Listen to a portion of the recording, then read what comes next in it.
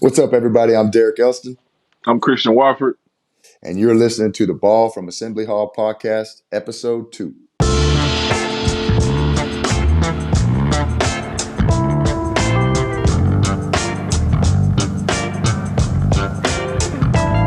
What's going on, guys? We back with another episode, Ball from Assembly Hall. This is episode 2.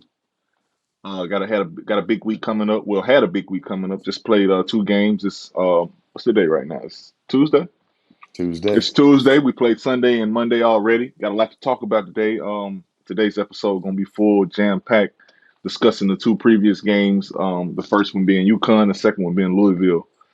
What's going on, Derek? Talk to me a little bit, baby. What's going on?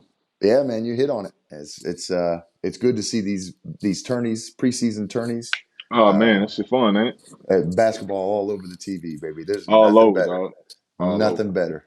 Yeah, no doubt, man. It's been fun. I like watching these other teams. You got it, and the best thing about it around this time, you got it all throughout the night, bro. I was watching UCLA and Marquette like late, bro. It's like 1 o'clock. You know what I'm saying? They in Maui, they still hooping. Yeah, right. So man, it's fun, man. Anytime you get games all throughout the TV, throughout the time, man. But talk to me a little bit, bro. Give me your takeaways. First, we're gonna start off with obviously the Yukon, and it gets better later on in the episode because we get to talk about a win. But start me off with UConn, man. Talk to me a little bit, bro. Tell me your takeaways, your thoughts, man, and we'll bounce them off each other.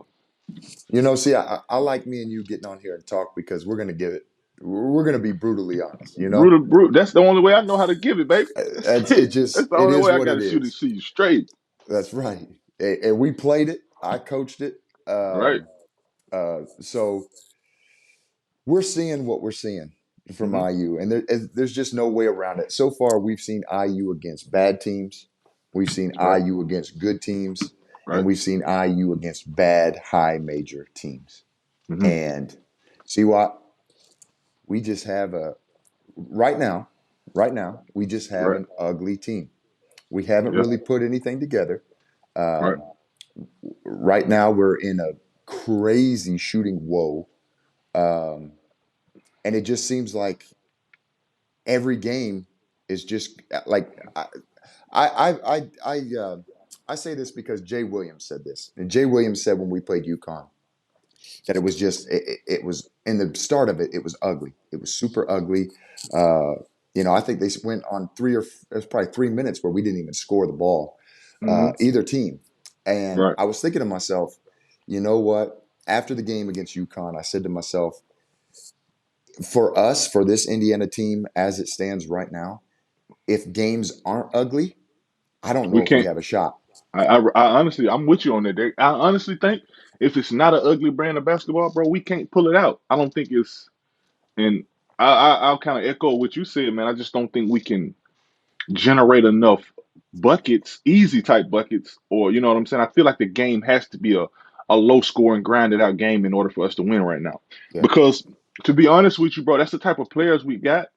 What I'm seeing right now, you know what I'm saying? Those type of grinded out, ugly type, get in there, offensive rebound type players right now. You know what I'm saying on yeah, our team. Those are the guys that's most effective, and I think that's why we'll get into the 3 point percentage woes and the shooting woes, but I think that's just why we play like that. And I honestly don't see it changing, bro. I'm looking at Coach Woodson. Coach Woodson's an older guy, and been in the league for a long time, played a lot of different styles of basketball. I'm not sure if he's just so comfortable with guys just going out there letting that thing go like that. There, yeah, I'm just yeah. being quite honest with you. I don't know if he is because we got a lot of young guys. We're trying to teach these guys the shot spectrum on when to shoot threes and when not to shoot threes, and I think just these young guys, they don't really know, and I just don't think they're capable. You know what I'm saying? We don't Yeah. want bad shooters shooting a lot of threes. Like I Right. seen, like you don't want bad shooters shooting threes. I can't remember. I just seen somebody say a quote about that. Um, Now that was Kelvin Sampson just said that. Like a lot of kids come in, think they just gonna put up a lot of threes, and like he like, no, I ain't got no problem telling the kid that's a bad shooter. You shouldn't be shooting. You know what I'm saying? I think Yeah. that's we don't really have like a lot of like laser type guys that can just make a lot of threes at a high enough rate.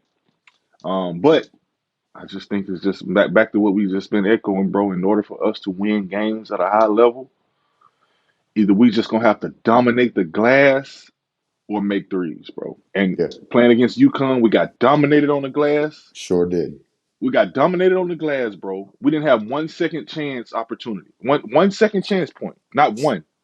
Nobody got fouled on the offensive rebound. Bro, you know how much That blows what my mind, bro. bro, Blows my bro, mind. bro. You know what we would have been doing with Coach Cream, bro, if we don't have Oh, 1 second chance point there. Bro, Derek, I, what was the name of the drill we used to do? Or used to sit where the guy used to be at the free throw line, used to be and you just used to be oh, trying to it just used to be me and you beating each yeah, other's ass in. yeah, You were trying the to get to the horse. trying to get the You were the horse. horse. I can't remember the name of the drill, bro, but you'll be in that horse all day. I'm talking about non-stop trying to fight. That's unbelievable, bro, with just the inside presence we got, man. So I know if we don't dominate the glass, bro, and not make threes, it's over with for us, bro. We got no chance at winning. Yeah. And to echo that, man, Yukon 15 offensive boards to our four. Um, I know Khalil is not the biggest dude, but he's super long. Hmm. Uh, I know that he came in with this mantra of, he doesn't have a motor. I haven't really seen that so far. I've seen him play good ball. I seen him play good ball, bro, but a little bit towards the second half, he did kind of waver a little bit. I didn't really see him as much. Now Yeah, granted, that could be lot to do with our guard play not being able to get him the basketball. Obviously X was in foul trouble. We'll get on to him, bro. I I don't know. know. I know. I don't know what he was doing. I don't know what he was doing the first game, but and I think a lot of just we kind of went away from. I don't know if we really went away from him, but somehow he wasn't asserting himself on the game. And I know for him, for the team we got, bro, he has to be assertive all throughout the game, the first half and the second half. When I think he had like 11 and 9 that game or something like that, Hmm. playing against a good, a good Yukon team that's Yeah, long, that's athletic, that got a lot of different guys, and I want to give them a lot of credit, bro. I don't want people to hear this and think that we're just a bad team. Yukon's a hell of a team. hell yeah. You know what I'm saying? I think they got a chance. Everybody was saying it on the broadcast, but I really do believe they got a chance at getting back to the Final Four. Yeah. Barring any injuries and stuff like that. So this was a big test for us right now. You know what I'm saying? We're not where we want to be at all, but this was definitely a big test. Yeah, and I don't want us to, sit here and harp on the bad the whole time. Like I Right. did see some good. I mean, hell, see, for 30 minutes, that was a game. It was. It Like was. I'll recall. I recall. I don't know what the time was, but I think the game was predicated on one possession on defense where we came up with a steal. Xavier Johnson gets the ball, starts to dribble. He gets it back tipped. They end up getting an and one. I think we didn't recover from that. But Right. throughout that, you're looking at in this whole time, it's like, man, this is only a 7 to 9 point game pretty much the entire time. It Right. just felt like at the 12-minute mark, obviously this didn't happen, but it just seemed like the guys huddled up and said, like, man, we played 30 really good minutes of basketball, or as Hmm. good as it was going to get. Like, Right. let's pack it up and go play Louisville tomorrow. Like, Right. and it was almost, it just, we started settling for jump shots. It just seemed like everybody who touched the ball one time, there was no rotating of the ball. It was just, I got it off a pass, so I'm going to shoot it real quick. And we can't shoot right now. So it was just like, what are we doing? This was still a Yeah. basketball game for the Yeah. It longest was. time. It And just like, was. I don't think they're 20 points better than us. Hmm. Um, But one bro, thing I that don't. I It want to just talk felt. about Malik, man. Yeah. Okay. Yeah. Bright spot. The I bright know. spot. The bright I, spot in all of it. I think he's taking on that. When I look around, bro, I think he's taking on that leadership role. I see a lot of passion in that guy's eyes. I see a lot of passion in this his post game, his post game speech. I think he really, is embracing that leadership role and becoming that guy that we need. So that's going to be another guy that we throwing the ball to on the block. You know what I'm saying? He can step out and shoot the ball a little bit, but I think the bread of his butter is getting over that right hook, getting over that right shoulder, yeah, and it's unstoppable, bro. And he makes free throws at a high level. Been making a lot of free throws at a high level, getting to that foul line. yeah, So I definitely think that was a positive right there. Another positive I want to say, Derek. Talking about this, I think C.J. Gunn came in and played, you know, absolutely. played well. Yeah, And people on him a little bit. We was talking a little bit before the episode about his yeah. career 3 point percentage. Now that's I can't argue that. I don't 2 for 27, 2 for 20. I can't argue that. But I'm just saying, like the guy came in, he looked engaged defensively, he guarded, um, and he was a spark for us off the bench. Granted, I think that's something he can build on because we're gonna need some scoring off that bench. I don't know how many bench points we had that game, but Man, I think we probably had single digit 11, maybe something like maybe, that. Maybe maybe. 9 or 11 off the bench. So we're gonna need that production off the bench for sure. Yeah, I think a lot of the fans when I saw after the game, a lot of fans wanted to harp on the refs, and I don't think it was necessarily the best referee game, but I think what you saw referee wise and the calls, I think that was a tournament game. And I Yeah, think that's what we've been talking about over the years with this C is the fact that Big Ten struggles when they get into the tournament because they don't know how to act with different referees. And right, so Malik right. being one of them, Malik, I don't know time and possession, but I think it was Newton just kind of like leaned into him a little bit, bounced off and got an and one. And I could not believe it was a foul. He just stood there. He did. And That was off the steal. That was a huge play in the game, bro. oh, We that had a was it? steal. Okay. We got a steal. I think X got back tapped, and then he That was was just it. kind of Okay. standing there and was kind of just in a tough situation, and they called a foul on him. That hurt. Yeah. That So I hurt. don't think we have to worry about that being into the Big Ten, but like this is how it's refed in the tournament.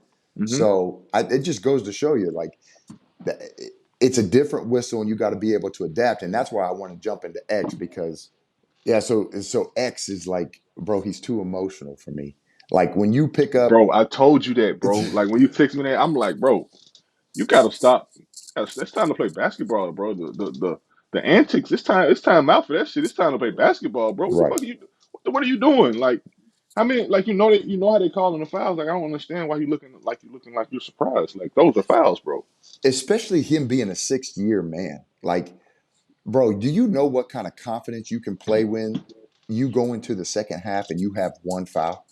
Hmm. Like you're allowed to play your crazy style of ball. And I think it's a little bit out of control. I don't think that's a bad thing. I just think that's just the way he goes sometimes. Right, right, And I right. think this team needs that. But a lot of the times he's out of control. But Hmm. that's a lot easier to do when you only have one foul going into the second half. He picked up his second foul and then his third just because he was pissed off. It's Right. like, bro, we cannot afford you to be on the bench. Like I understand At any substitutions. team, we can't. We definitely can't afford it right Yeah, now. You know what I'm right. saying?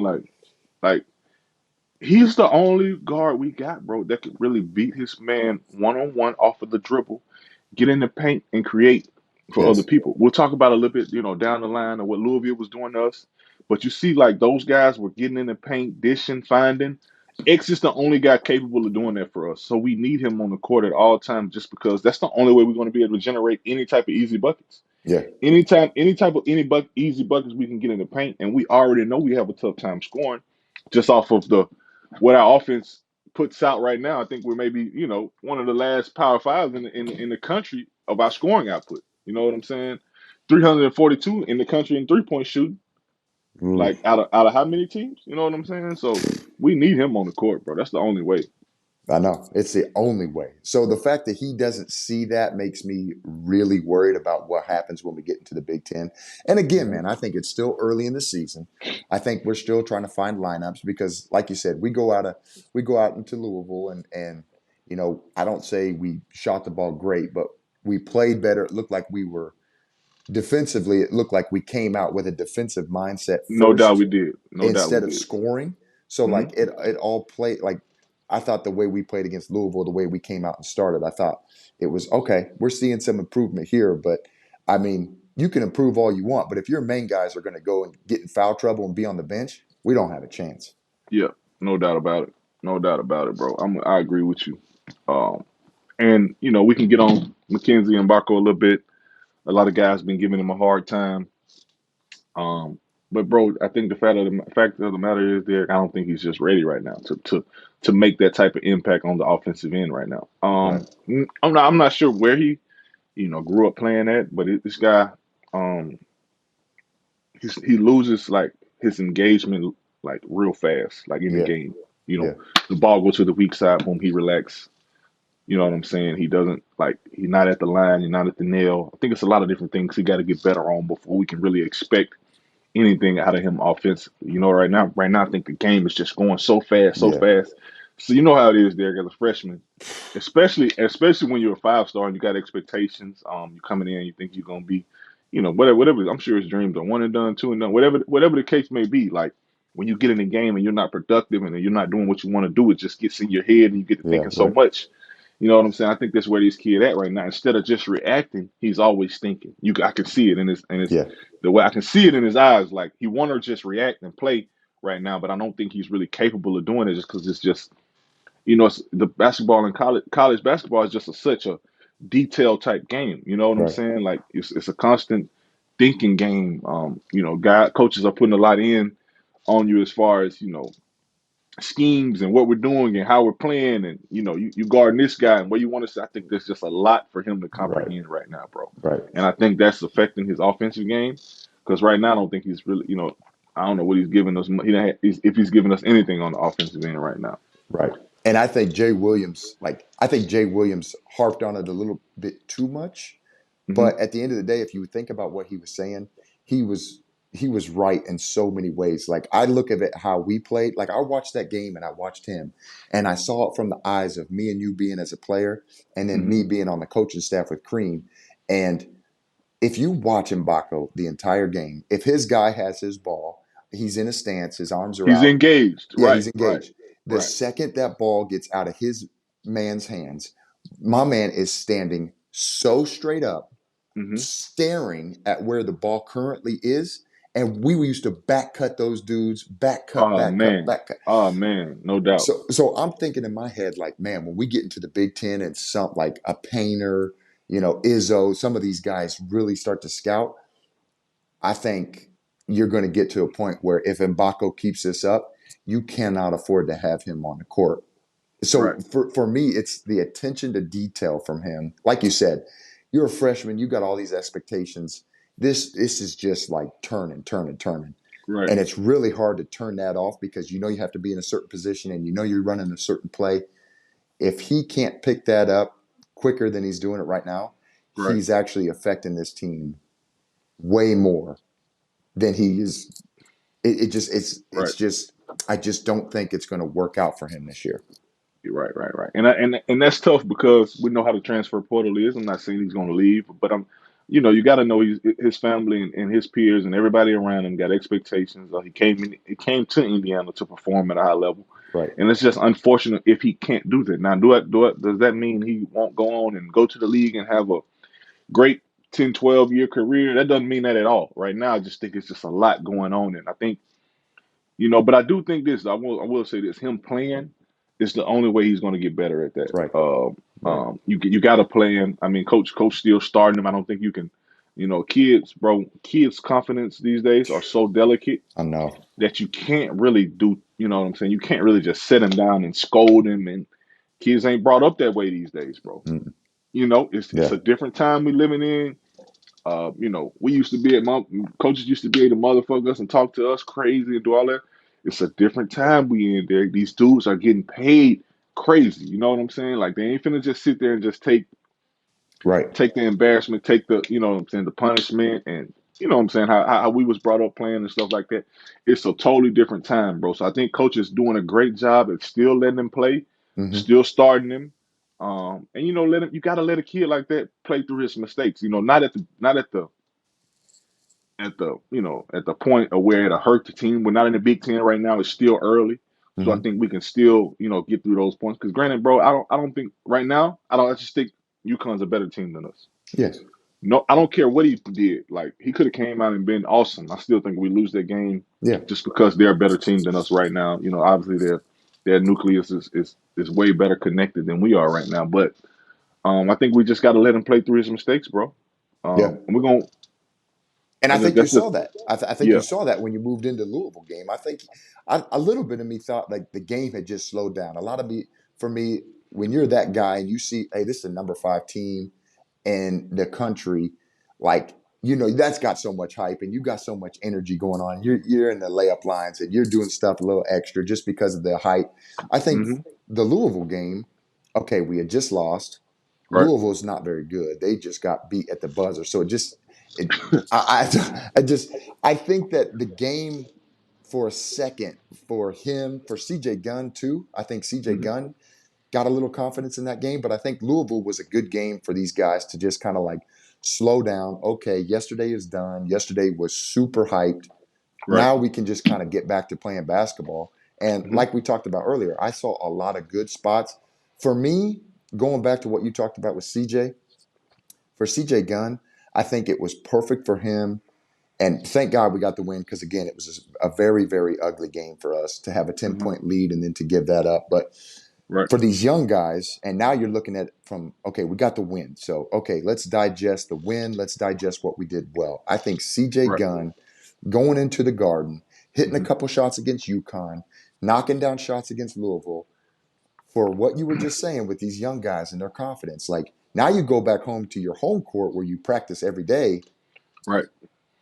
I Right. mean, Right. bro, that rim gets a little bit bigger. And Right. now you have that confidence of, dude, I just did this in Madison Square Garden. Like, Hmm. I can go back home to Assembly where I For practice sure. every day and knock down shots. No doubt about it. Especially against the previous national champion. You know what I'm saying. Yukon. You played well. You defended. You guarded with tough guards. You know what I'm saying. That Yeah. guards are great guards. But transitioning to the Louisville game, bro. I just think. I got one thing to say, man. Shout out to the 2-3 zone, man, because that was the only way we won that. That was the only way we won that game, bro. And Hey, I think the coaches did a hell of a job of when they went to it. Like how like we didn't give them a heavy dose of it early, so they could really be. You know what I'm saying? The coaches yeah. have a chance to really draw up and get their sets going and stuff like that. But when we jumped to it, it was the perfect time because they had no idea it was coming. They We didn't know had what no to idea it do. was coming. Nobody knew. But I tell you, boy, we might be a 2-3 team this year. We might fuck around and be Syracuse or something, man. The way we played that zone, you know what I'm saying. As long Hey, as we did a great job at rebounding out of it, I'm talking about it's totally neutralized Louisville's guards, bro. They didn't know what to do. Guys didn't know what to do. They taking ill-advised shots. We rebounding the basketball and we playing through the paint at the end. Malik came in. I mean, I know he was in foul trouble again that game, mm-hmm. just because there was so much guard penetration and putting pressure on the rim. He was in a little foul trouble, but boy, down the stretch when we needed him, we went to the well and he delivered. You know Yeah, what I'm saying? I think that's what you want in a leader. That's what you want as a guy that's continuing to develop his game and stuff like that. We went to him and he delivered for us. yeah. And I think on the flip side of that, too, see, if you're in the Big Ten and you don't 2-3 zone us, you will probably lose your job, I would assume. Like, I mean, I don't I, understand. I I don't. I hadn't seen nobody make enough shots for them not to 2-3 us. I mean, Here's I would expect for the coaching staff to know that's coming. Like at this point. here the problem with what I saw this weekend. See, yeah, Sunday and Monday. The problem is not guys forcing up shots and missing Hmm. them. I'm not sure you get more open when you're in the gym by yourself. Hmm. Like some of these shots we are missing. It's Wide open. there's nobody within 6-10 feet of you. I And agree. that's and I know Madison Square Garden, bro. If you've never played at Madison Square Garden, the stands kind of like they don't go straight up like Ohio No, they kind of State. expand like a little, So a you little don't a have a little different. backdrop to shoot against, and I Right. understand that. But I didn't see much better playing against Army or Florida Gulf Coast. So Nah, I'm telling you, bro. I really think that's just who we are. I want to tell these IU fans, man, everybody that's looking into the program, that's just not who we are right now. We're not going to be a high volume 3-point shooting team. I think eventually, I think Coach Woodson would like to get there, but with the personnel that we have, the guys that we have, we're just not going to be a high volume 3-point shooting team. And I no. know it's Indiana, bro. Like they're known for shooters. You know what I'm saying? Like, Mm-hmm. and that's the culture. Like when you look at Yeah. Indiana guys, bro, most of them can shoot the basketball. Right. You know what I'm saying? So I think that's just not where we're at offensively, bro, right now. We just got to figure out a way to win. I think our bench came in and provided and gave us a boost. Anthony Walker made a sighting. Played, Sparks. yeah, Sparks. Yeah, let's talk about him, bro. When we got a lot of guys in foul trouble, he made a hell of a impact on the game. Just getting out in transition, dunks on that block. I think it's getting to the point where college basketball is like this, bro. If you can play at any level, if you can play in the MAC, if you can play in the SoCon, if you can play in the Conference USA, if you're impactful in there, you can come make an impact on a Power Five school too. No And we're doubt. seeing that with Peyton Sparks, bro. It's kind of like that confidence thing. When you know you can play, you can play. It don't matter Right. who's out there on the court. Right. So I think that was huge for us for sure. I just think that man, you look across college basketball, and you see all you hear all the he transferred from here, transferred from there, he's a transfer from it. And it's like these dudes are coming from schools I've never even heard of, and they're putting Yeah, up 20 a game, and it's like, man, what yeah, do we do? Like, how do we get one of those guys that comes in and just brings like, or just exudes just confidence when he comes on the court? Because I don't right. know. When's the last guy that we got to transfer in that was just like, holy shit, this dude's real? I don't know. That's a good question, Derek. I don't know if we've ever had too much luck with transfers. I don't think we Um, have. yeah. I mean, the jury's still out. Maybe Anthony can be that Maybe. for us. Maybe Anthony Walker can come in and be a guy that come off the bench, averaging 8 to 10 points a game because we're gonna need that. Yeah. But I like Caleb Banks came in off the bench, impacted the game. I know he only had 4 points, but he impacted the game in a lot of different ways. That was the best game I really seen him play as in a Hoosier Yeah. Oh uniform, yeah. and he only scored 4 points. Did a lot of different things on the court. And we need guys to really find ways of impacting the game without scoring the basketball. You know what I'm saying right now, just because it's just so hard. It's so hard for us to score. Like very few easy buckets, and it's just gonna be tough for us. But man, he came in and grabbed 8 rebounds, had a couple blocks, had a couple steals.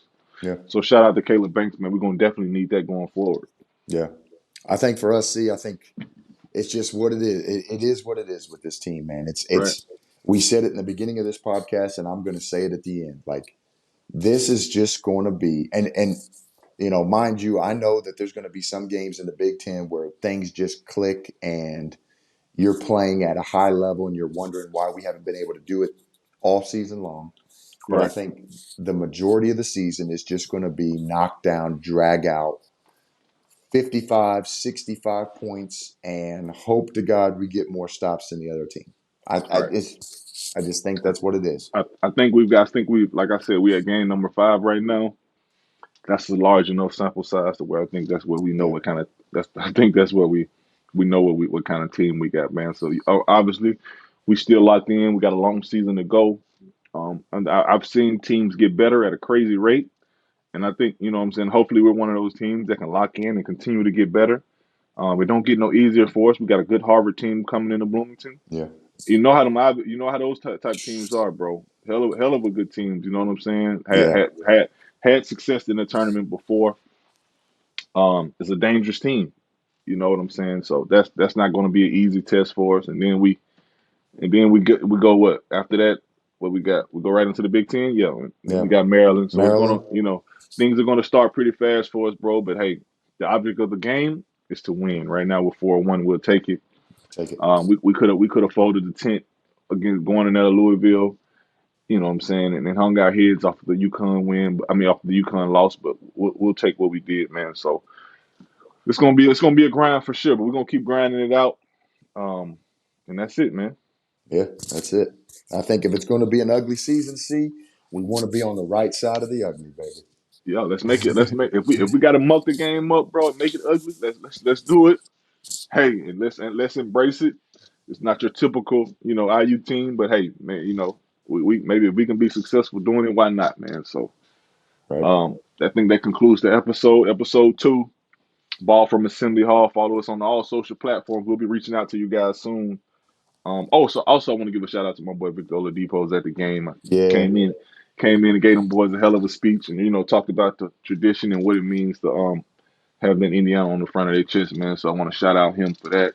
That's huge. Them guys, I know them guys look up to him a lot, and you know what I'm saying. That's big time. yeah, that's big time. Love seeing Vic back coming back. Right, Love it. no doubt. All right, fellas, we out. We out, baby.